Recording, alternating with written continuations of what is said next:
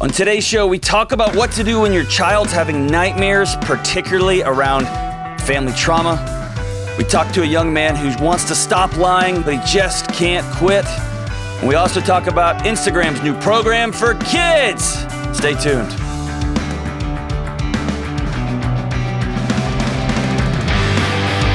Hey, what's up? This is ¿Cómo se llama? Juan. This is the Dr. John Delony Show. No, it's not ¿Cómo se llama Juan? It's Me llamo Juan. I just said, what is my name, John? It's Se llama John. Juan. Man, crushing it. I have not lived in Texas for several years, and you can tell. I hope you're all doing awesome. This is the Dr. John Delony Show. If you want to be a part of this show, please give me a call, 1-844-693-3291. That's 1-844-693-3291. Go to johndelony.com/show and write in the form. Tell me what's going on in your life, what's going on with your family, with your friends, with your community, all of it. And love to have you on the show. Couple of things. One, we have a new segment. It's going to be a one-time only segment called Adventures in Autocorrect. So here's a text that I sent somebody who works with me, and you consider themselves my boss, because they are. I texted, and I quote, I was thinking about joining forces, fill in the blank, and it autocorrected too. I was thinking about honking horses. Are you in? To which my boss said, I'm not super certain what honking a horse would be. You can go ahead and count me in just because I'm down, but you'll have to explain what honking horses is. I was thinking about joining forces. So that wraps up today's segment of Adventures in Autocorrect. The second thing I want to talk about is this. Listen, we can't get bipartisan support for breathing. If somebody puts forth a bill that said, we want to encourage humans to breathe, the other side, whatever that side would be, would put a bill saying, no, we are anti-breathing. We are anti-breath. There will be no breathing on our watch. But leave it to the interwebs to create bipartisan support for something. So 44, according to this article by Mark Pratt in the Associated Press, 44 attorney generals, bipartisan support. Say, what? What does this mean? Is the world solving itself? It's not. But this is kind of awesome. A bipartisan group of 44 attorney generals has written to Facebook CEO Mark Zuckerberg, urging him to drop company plans for a version of Instagram for children under the age of 13. I don't have words for that. I do for the bipartisan thing. Hey, whatever, guys. Whatever works to get you all together, men and women, congratulations. I want to applaud everybody for saying, I hate you, but this is ridiculous. I don't have the words for an Instagram for kids. I don't know what about the data that we see over and over and over about kids consuming social media would suggest to a company, you know what we should do? We should make one just for them. It's like making cigarettes for children, right? Or making we need beer for kids. Beer for kids that's more focused on kids. Maybe it's got a little fruitier flavor or whatever. Holy smokes. One of the attorney generals said, it's shameful that Facebook is ignoring the very real threat that social media poses to the safety and well-being of young children in an attempt to profit off a vulnerable segment of our population. Oh, geez. Listen, good folks. For as far as you can see, please cultivate universes where your kids interact with real people, where they are bored, where they are frustrated, where they have to go play in dirt, where they have to build stuff out of scraps of wood and rocks and glue and old buttons, where they, you know what? If it came down to playing on Instagram for kids and smoking cigarettes for kids, I would rather them go play video games together. I seriously would. And if you've been a part of the show for any more than 5 minutes, I'm not a huge fan of that. But I'd rather that. Man, let your kids exercise, go run around, play games, give them a stick and a ball and a tire, and a pony. I don't care what it is. But if we can, if our government can decide, you know what, let's stop drinking the haterade for 30 seconds and all write a letter about how stupid and ill-advised this is, for crying out loud. We can too as parents. Because at the end of the day, man, the government stepping in on our behalf, it's up to us as parents to not let kids My friend came and stayed with us this weekend. We had a family come stay with us. A guy I've known for 25 years. Kids came, and his daughter's in second grade. And she was just talking about all the TikTok and smartphones that her friends in second grade have. And I would say that's insane. That's clinically insane. It's not. It's heartbreaking. It's wrong that we would ever put our kids in that position to create a digital trail from the age of 6, 7, 8, 9 and hand it to a company and say, use this wisely. Just as nuts. Don't let your kids on TikTok, guys. Don't let your kids on social media. Engage with them. Figure something else out. Okay, that's my little, good job, government. You're not going to hear me say that very often, but good job, government. Way to go. Way to go. Jeez Louise. All right, let's get right to the calls today. Let's go out to Tim in Tucson, Arizona. Tim, what's going on this morning? How are you? I'm good, Dr. John. How are you? Outstanding, brother. So what's going on? How can I help? So in March, my nephew took his life. And, how old was he, man? He was 21. Dang, I'm so sorry, Tim. Well, I really appreciate that. And since then, my oldest daughter has really struggled with this one. They weren't necessarily close. However, it's hit her in a way that is kind of hard to describe. She is kind of opened up about it and said, I wish I could have done something. I wish I could have prevented it. And then she then has continued to say that, I'm afraid that possibly I will then take my life. Sure. And then, I don't know, probably maybe a month ago, she started having these night terrors. And it's been 4 or 5 nights a week where she just wakes up with these terrible dreams of, him being hurt, and she's trying to save him and she can't. And it's just been relentless. Yikes, man. And so we've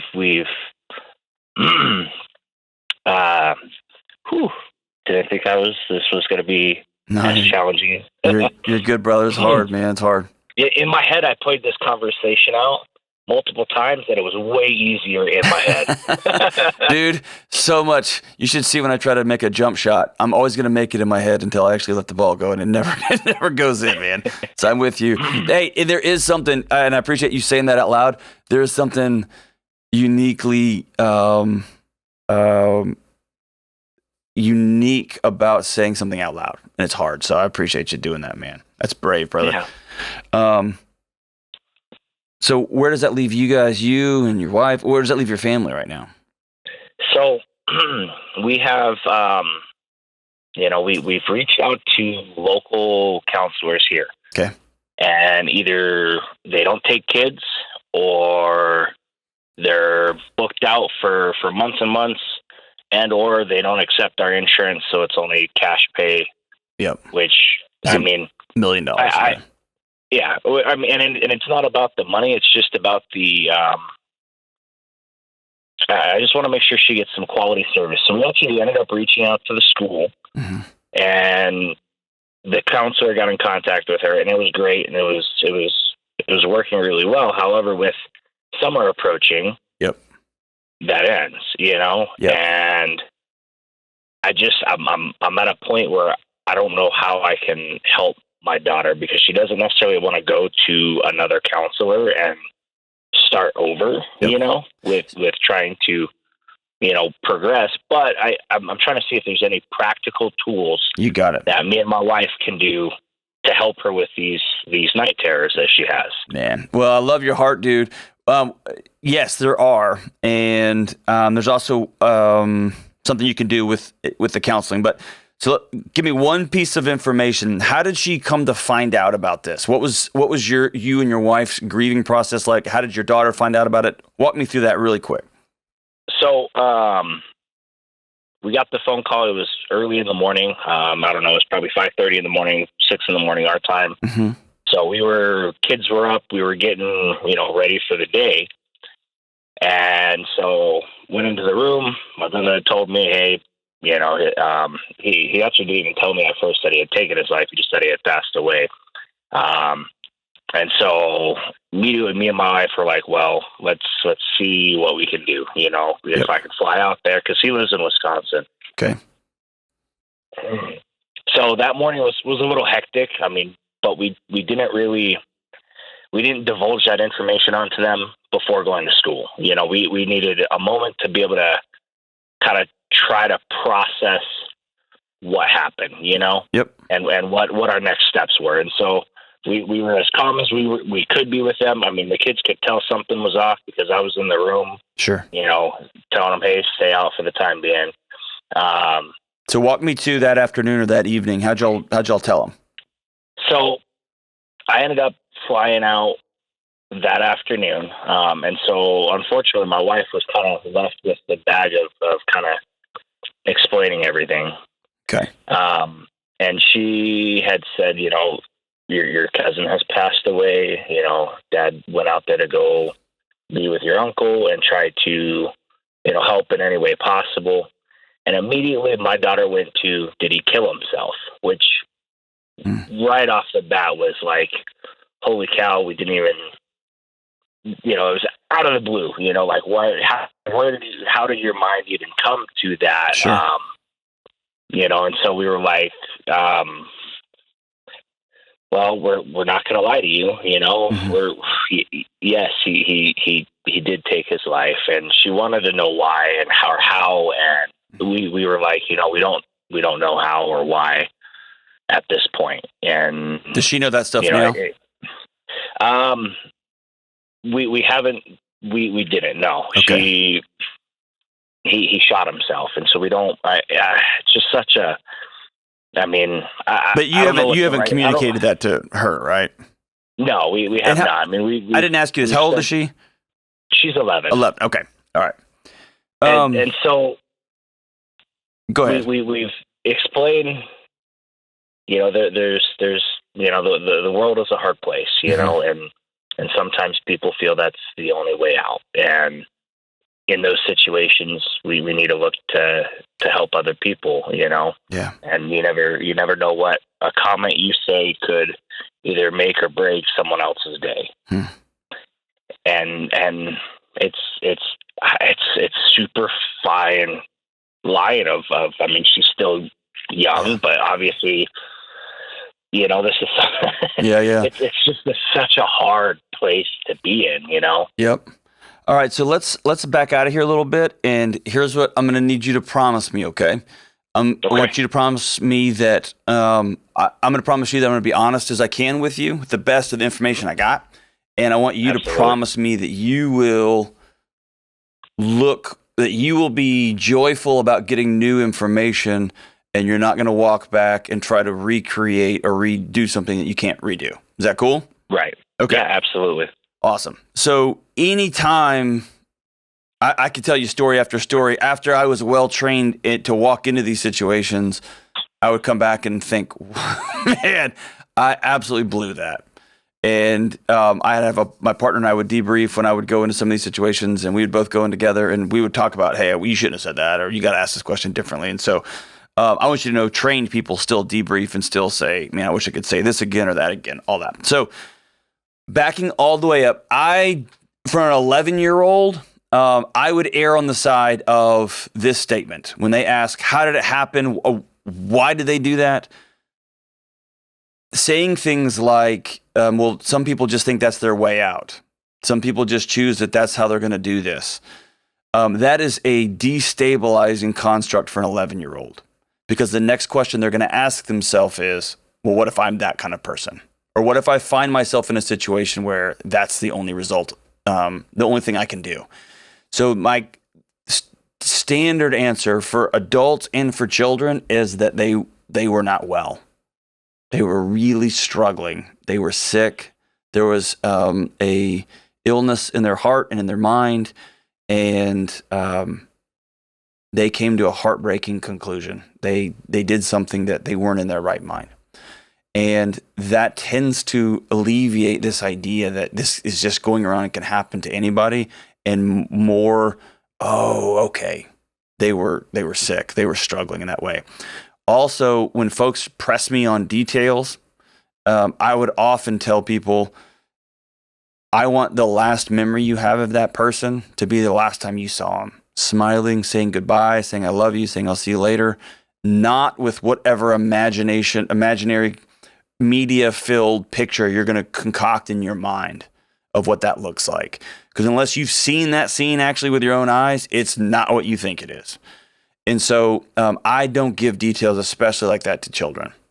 I might tell them, when you get older, we can talk more in details, but I want you to remember Timmy or Billy or whatever his name is.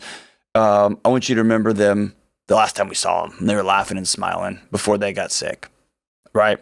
And so I say things like they died by suicide, not they committed suicide. Okay. I want to norm it that way, in the same way that a kid will be terrified when somebody they know gets and dies by cancer or gets and dies by heart attack. That's scary because their world becomes a little bit less stable, right? Oh, that just happens. People can get this thing and it ends this way. Yes. And so backing out of this, even another layer is this idea that, so let's pause here. So the conversation from this point forward is cousin died by suicide. He was sick. He was really struggling. And this is not going to happen to you. Okay. And you can say that with the period at the end of it. Okay. And what if I get sick? What if I get like this?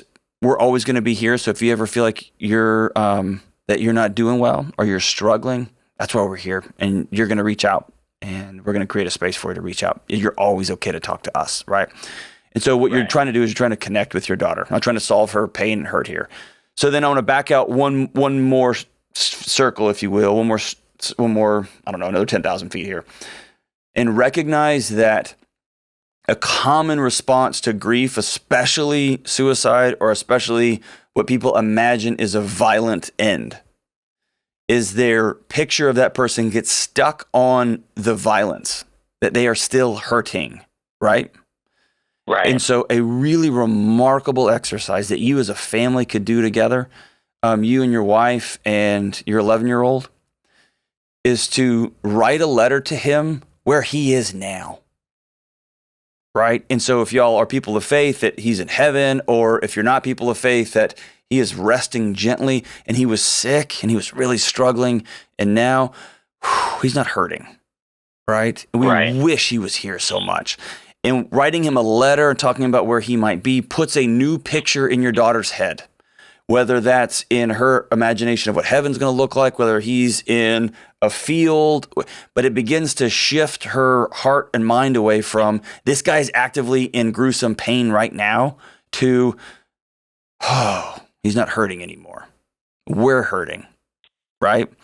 And so she's not stuck on that night terror loop of, there is somebody in pain and I can do nothing about it. And my body is fighting and fleeing all at the same time. And it's waking me up and waking me up and waking me up. Does that make sense? So that makes sense. Gives her a new picture for what that can look like, right? And so the third thing would be being really honest with her about mommy and daddy are sad. And I want you to norm in your house what those feelings are going to be like. Give her permission to, if you will, have a release valve. So maybe do a nightly check-in, or not nightly, because not doing it around bedtime is good, but an afternoon check-in. Were you thinking about Billy today? I was. It made me sad. I miss him. How did you feel? And give her space, give her an invitation to talk. Some 11-year-olds don't verbalize that well, and so maybe drawing a picture, right?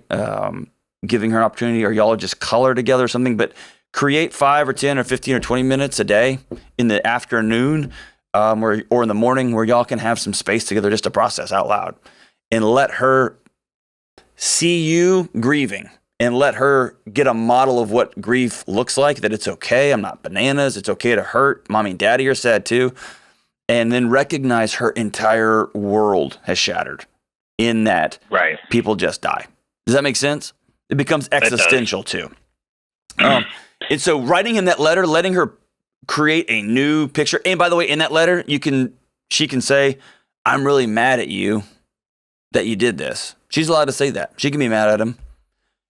It can be heartbroken. It can be any number of feelings. All those feelings are okay. Getting them out on paper gets them out of your head, and you can see them, right? And that comes back to one last important thing that I want to pass along. Man, you mentioned that some people just make this decision. I want you to be really cautious about giving her weight. You never know if you just say the right thing or the wrong thing. For an 11-year-old, every decision just became life or death. Every conversation. Yeah. And so I don't want an 11-year-old walking around bearing the weight of, if I don't say this thing right to whoever, they may die. Does that make sense? That does. And I get where your heart was awesome. Your heart, because here's my other thing. I tell my son all the time, you have the opportunity to shine a light into somebody's day every time you interact with them. That is a different weight than you at any moment you could say the wrong thing and they're going to die, right? They're just going to, yep. So I would shift that conversation and maybe even say, hey, I said this the wrong way. You are not going to ever be responsible for somebody taking their life, 11-year-old child. You're not. You don't have that kind of power, right? If somebody chooses to take their life, they've got a whole bunch of other stuff going on. If somebody else dies by suicide, there's so much other things happening there. But what you can do is you can make somebody feel loved. You can shine a light in somebody's soul. And so we in our house, we're going to be about making sure that the waitress knows that we value her, that the guy at Burger King, we love them, that knucklehead who keeps driving too slow in front of us, that we're going to, we're not going to yell at them and model for our kids that we can't control our temper. That is a different way to shift that conversation than tagging your kid with that. Does that make sense? It does. And Awesome. And that's, it has definitely, that conversation has shifted in that direction. Awesome. 100%. That's good. So one last, go ahead. Oh, go ahead. No, please. I was going to say, one last thing I would shift to you is this about your teacher. Ask your school counselor for a referral in the city. Have you already done that?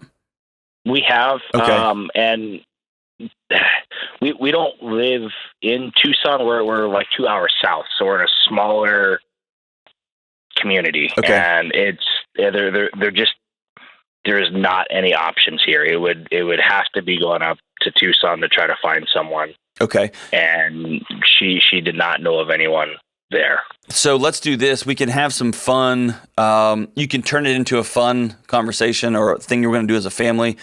But I want you to go to betterhelp.com/Ramsey. And if you can't get in person, they do have online counseling. They have a special deal that they worked out for listeners of this show.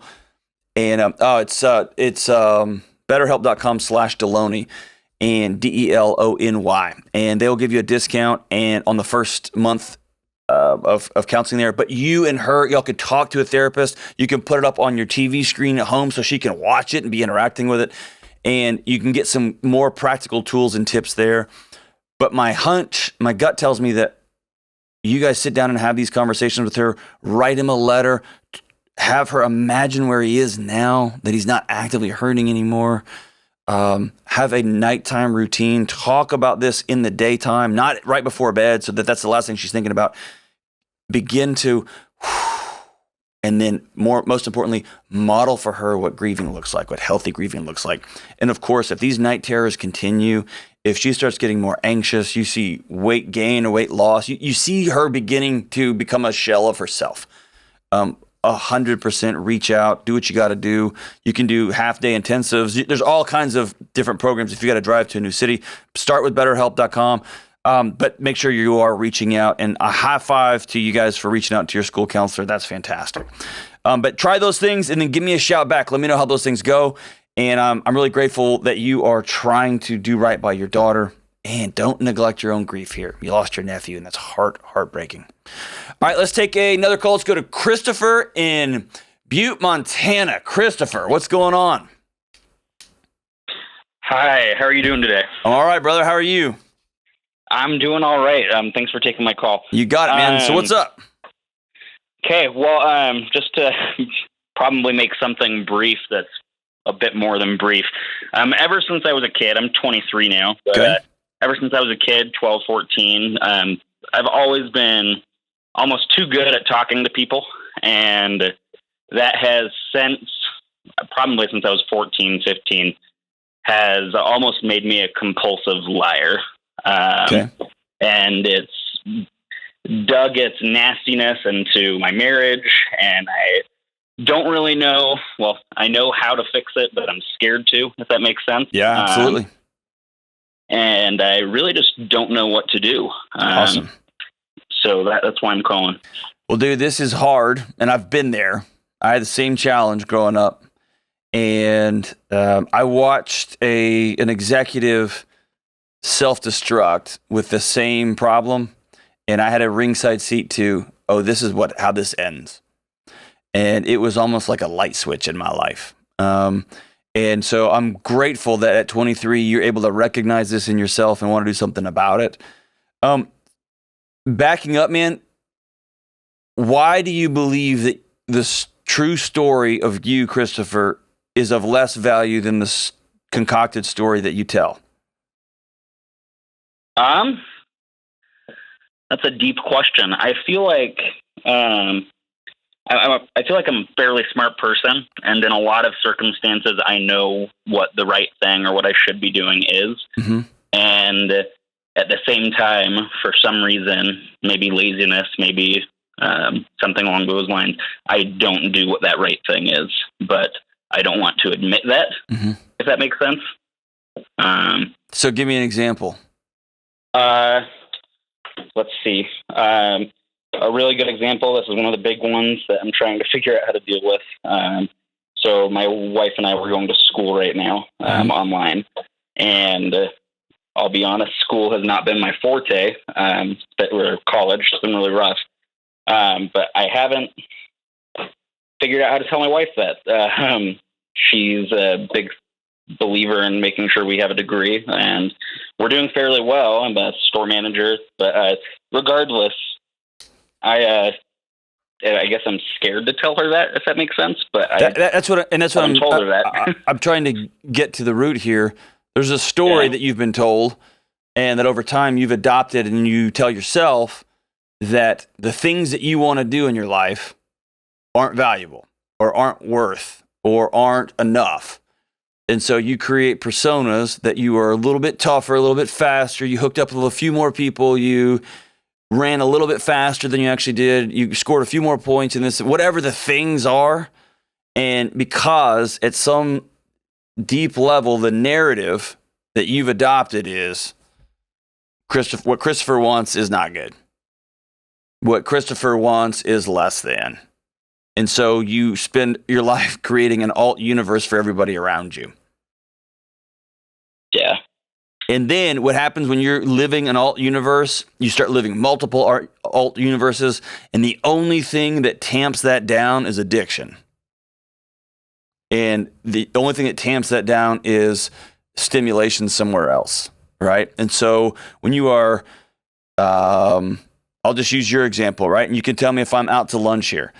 You don't like being in school. You would rather not be. You know that your wife really values it, so you miss a class, and then you miss another class, and then you don't do super great on assignment, and then you don't tell her. And now you got a secret between you.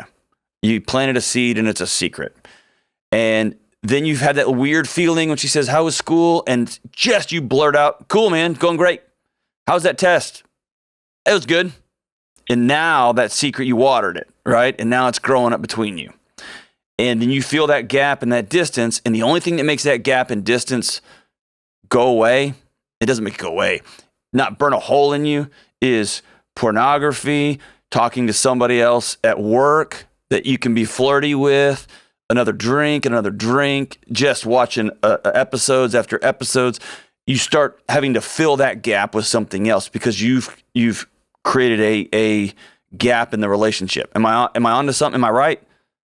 Yeah. Okay. You are. Okay. Not that I've lived this, but I'm just saying, right? So here's what you got to do. There's only one way through this, and you know what it is, right? Mm-hmm. But it's you think you know what it is, but you actually don't. It's going to be a little bit different. First and foremost, you got to come clean on all of it. And the story you just told me about school is the most sanitized one of these things. Am I right? Yeah. Okay. What's the one giant thing that you're holding on to that you haven't told her? Well, there's two. Okay.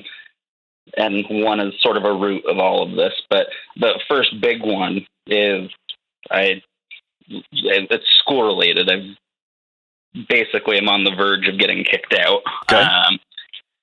And the second one is pornography related. Ding, ding, ding. Okay. Yeah. And did you cheat on her when y'all were dating? No, that is one line I've never crossed, fortunately. All right, good. All right, so here's what we're going to do. You're going to have that conversation with her. You're going to let her know it's coming, okay? And you're going to tell her, hey, we have to talk about some hard things, and so I want you to clear your schedule, and it's going to be a couple hours, and I've got some stuff I need to talk to you about. Number one, she's probably going to know more about this than you think she does. Occasionally, people are totally blindsided, but often not. And then number two, before you have that conversation, you've got to get with a male friend of yours, a guy friend, and tell him everything, all of it. And you have to commit to somebody, not your wife, that this is the last dishonest thing you ever say and or do, period. Okay. The only way forward is to keep a sentence in mind that a mentor of mine told me. His name is Randy Harris, and he said, the greatest question anybody can ever ask themselves is this: is integrity something you can sort of have? Is integrity something you can mostly have? And I don't draw a lot of hard lines, but I do draw a hard line about that. Because dishonesty and stealing destroys people. And if you just tell this to your wife, you are too smart and too quick, and you will wrap this up. And she wants so hard to believe in you that she will buy whatever box of crap you're trying to sell her. And you know that, and I know that. So you've got to bring somebody else into this conversation that's going to hold you accountable. Mm-hmm. It'd be really cool if it was your dad, or if it was her dad, or somebody of high importance that you really want their approval. You really want them to speak in your life. But my guess is one or both of those men probably contribute to this challenge, so that might not be best. If you've got a spiritual mentor that you trust, if you've got an older, wiser gentleman that you trust, an old college professor, somebody that will speak into your life and will call you regularly and say, are you still telling the truth? Right? Or that when you do slip up and lie, you can let them know, hey, I screwed up today. Almost like an AA meeting. Mm-hmm. Now, are you actually going to do that or no? No, that actually sounds like something I want to do. Okay. I don't know really how to explain it, but, and I mean, maybe you have heard this or can understand it, but it's a lot to... Yes. It's like I'm always worrying about it, you know? Yes. It's weird. I've never talked about this out loud, so this is it's a lot. Yes, it's a ton, right? And you will, you'll feel better after this call. You'll feel better after this call. You will know, because here's the thing, you're carrying around a sack full of bricks, man. All the lies, but beneath the lies is this narrative that what I want and what I value doesn't matter. And so I've got to keep everybody around me happy, and the way I keep them happy is by giving them all stories, different versions of myself. You got to stop. Today, I will never lie. I will never steal again. And when I slip up on one of those, I'm going to go to the ends of the earth to make it right, to call it out, to be over the top about it. Okay? I appreciate your bravery, Christopher. Today's the day. Here's what I want you to do. I want you to make that declaration today. Call somebody today. Talk to them about it. And then let your wife know we're going to meet this weekend. We need to have some direct conversations. And by the way, don't flunk out of school. Don't flunk out of school. There's no professor on earth that wants to flunk you out of school. That's you deciding, I'm going to make a statement. Don't do that. At the very least, go to your professors and say, hey, I need to take a incomplete. I need to talk about this. I haven't been doing my work. But don't choose to flunk out of school, man. That's choosing to take one of those bricks out of your backpack and just hit yourself in the head with it. That's a waste of time. All right? So you're on it now. You're on the America's clock. The dishonesty stops today. Right? All right, everybody. We'll be right back. Stay tuned on the Dr. John Delony Show.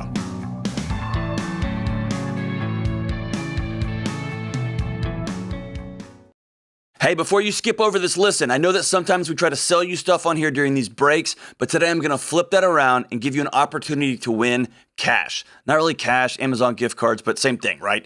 Listen, we're the most surveyed group of people ever in the history of the world, and I'm beat down by surveys just like you, right? You go to a drive-thru and you just want to get a burger and fries and some weird diseases all on your own. And then by the time you drive through, they're texting you, hey, will you answer 5 questions about... No, I just want my burger, right? I get that. Surveys are super lame. So here I come at you with a survey, but here's the deal. This show has always been for you, about you, and you are critical to what we're doing here, right? So we're doing our very first listener survey for this show. Please don't roll your eyes. I know. But listen, I want to hear what you enjoy, what you don't enjoy. I want to hear what you want to hear more of in each episode. Do you want more interviews, more callers, any specialized topics, teaching segments? Plus, we got to get to the bottom of whether we need more horse noises or not, right? What guitar is the best, all that stuff. I want to hear from you. Right? So text the word survey to 33789 to take the survey, and I'll enter you in a chance to win a $50 Amazon gift card. That's survey, SURVEY, to 33789. Just text that. And it closes on Friday, July 9th, so do it today. I want to hear from you. All right, we're going to take an email here from Kevin. Kevin is the guy that we're using here, but I get this email a lot, so I want to take a moment to talk about this. Kevin writes, I hear you use the word season when describing a time of life that somebody is in. My buddy Todd hates it when I say, hey, it's just a season. He drives him crazy. And that makes me happy. Kevin asks, what constitutes a season? What is the time frame? Here's the time frame. Whenever you want, whatever it's going to take for you to get to the end of whatever you're in the middle of, right? It sounds really vague, and it kind of is. Here's the key to identifying seasons. It's this one magic word, intentionality. Here's an idea, or here's an example. I'm going to go on a new weight loss program. I want to get my health back, and I'm going to meet with a weight loss coach, a nutritionist, or with a doctor, or with a local trainer, whatever the thing is. I know for a season, my life's going to be really uncomfortable until my body adjusts, until it makes its move, right? Or I'm starting grad school. I'm going to sit down with my wife and say, this is a 2-year program, or it's a 4 or 5 or 6 year program. What does that mean for us? That means weekends are going to be hard to come by. We're going to have to intentionally schedule date nights. We're going to have to intentionally schedule time with the kids. We're just going to have to be intentional about this. That means on weekends, she's going to have to be intentional about spending time with other friends because I'm not going to be there. We may have to intentionally find someone to take care of the yard, whatever that happens to be. It's just recognizing and calling out the season, right? Here's where that metaphor comes from.